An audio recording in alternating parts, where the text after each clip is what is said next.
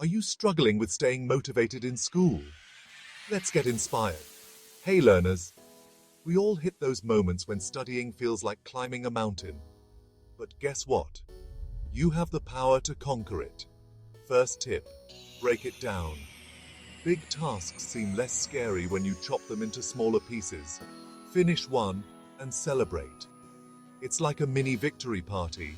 Second tip, find your why. What's the big dream that gets you out of bed?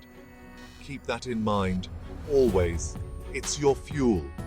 Third tip, get moving. A quick walk or a dance break can fire up your brain like nothing else. Seriously, try it. And remember, mistakes are part of the journey. Every stumble is a step towards your success. You've got this.